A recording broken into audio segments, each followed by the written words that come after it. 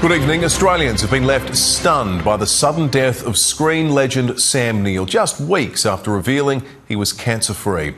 The 78-year-old star of Jurassic Park died unexpectedly in a Sydney hospital, surrounded by family. He was no nonsense in the world of make-believe. So brilliant, he made us believe the dinosaurs were back. There's a dinosaur.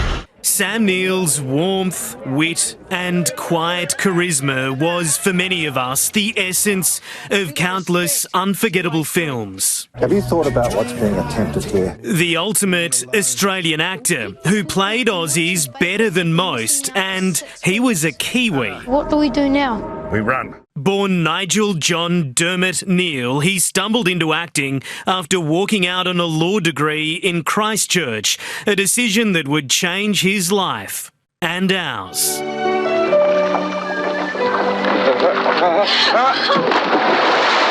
He got his breakthrough in My Brilliant Career in 1979 and went on to become one of the most versatile actors of his generation. Don't say it, Stevie. And arguably one of its most underrated, never winning a major award for any of his roles. The family now, we all make sacrifices, and so will you. Over 5 decades, he worked with everyone from Steven Spielberg to Meryl Streep. It's not going over well with the jury. Try and be more demure. I won't be squashed into some dumb act for the public. But his biggest battle came off-screen 4 years ago, diagnosed with a rare form of blood cancer that he managed to overcome. I had a scan just now, and there is no cancer in my body. That's an extraordinary thing. He tackled it with the courage and humour that defined him. It's time I did another movie. He never got a chance. It was announced on social media this afternoon that Neill passed away at Sydney's St Vincent's Hospital. The loss, sudden and unexpected, but blessed by the fact he was cancer-free. He passed with the dignity that has characterised his whole life. His death has shocked the world. He was just a one-off, such a talented, classy, beautiful, wry, warm human being. Really lovely man. His final film will be released in October. Neill plays the magpie in The Fox. He once famously said failure is never quite so frightening as regret. It's hard to imagine tonight that Sam Neill will have any. Hugh Whitfield, 7 News. For the first time, 7 News can unmask a disability worker accused of sexually assaulting a mentally challenged woman in his care. Let's go live to Deanna Williams. D, his identity is no longer a secret. Well, he appeared in court for the first time, and that means we can tell you his name and show you what he looks like. He's 55-year-old Brett Luscombe, who's accused of horrific crimes against a woman he was entrusted to care for. What do you make of the allegations against you? Are you innocent? Luscombe is charged with the sexual exploitation of a person with a cognitive impairment, which suggests he allegedly used his influence as a carer to obtain consent for either sexual intercourse or indecent contact with the woman. It's a specific offence designed to protect a very vulnerable group of people.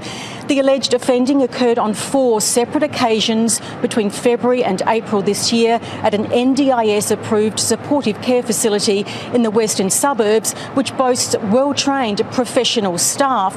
Prosecutors asked for a long adjournment to gather digital, forensic and DNA evidence, as well as data from Luscombe's mobile phone and electronic devices. Now, he's on bail, but he's banned from going anywhere near the alleged victim or within 50 metres of the facility. Now, Luscombe was sacked when the alleged offending came to light. Will. All right, thank you, Dee. Police could be getting closer to finding those responsible for the anti-Semitic attack on a family at Camden Park. Jewish father of 7, Rosti Sverdlov, says he's received messages of support from around the world since his home was covered in hate-filled graffiti and the tyres were slashed on his family's cars. I understand police are investigating 2 individuals and they've made it very clear, as the government has, this type of behaviour has no place in South Australia. Police have maintained an active presence in the area and say the motive for the incident remains unclear. A northern suburbs man has bravely confronted a group of thugs during a bottle shop robbery at Burton. Locals say he's a hero, but authorities warn even with the right intentions, intervening can often do more harm than good. Cruising out with several cartons of alcohol, two men move to leave without paying, but their plan is derailed when a customer steps in to try and stop them. Brainless idiots, you know, get a life, mate. Lunging at the pair, he grabs one, dragging him back. Cartons crash on the ground as a heated verbal exchange breaks out. He could have got hurt himself. Though that doesn't deter them, one returns, snatching the booze again. Amid the chaos, this woman manages to slip past unnoticed. The group eventually flees, escaping with less than half of their haul. What's the world coming to, you know? Everybody's starting to do that sort of stuff. It's not the first time the store has been looted. In 2023, 4 men were captured loading up trolleys and making a run for it. The Shop Workers Union says incidents like these shouldn't be tolerated and more needs to be done to ensure staff and customer safety, such as improving store design and security measures. We want to see people put their safety first, put workers' safety first, but we don't want to see people taking vigilante action in our stores. The man has told 7 News it's not something he'd normally do, but in the moment he felt compelled to act. Authorities say no matter how well-intentioned, intervening can be dangerous. I'm sure a person just wanted to try and do the right thing. My very strong advice would be leave it to law enforcement.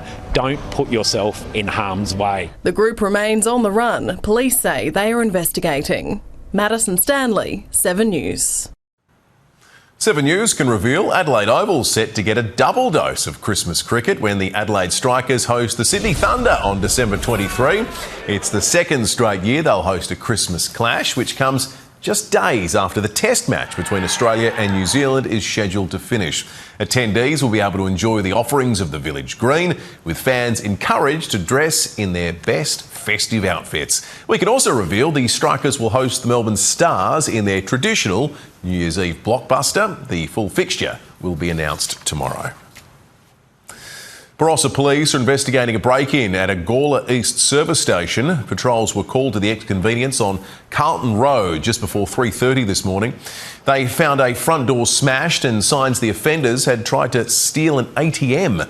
Police are yet to confirm if there's any link to recent ATM heists targeting hotels and service stations in the northern districts. Dozens of people are dead and many more injured after fire ripped through a popular pub in Bangkok. The tragedy striking in the heart of Thailand's capital, a global tourism hub familiar to so many Australians.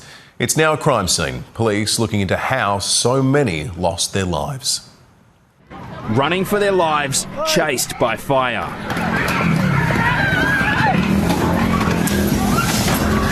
Red-hot flames like a giant blowtorch, shooting from the front door. It was midnight in the city's north. The venue was full, a band had been on stage. The fire suspected to have started in electrical equipment. Inside, people first smelled burning, and then the ceiling was ablaze.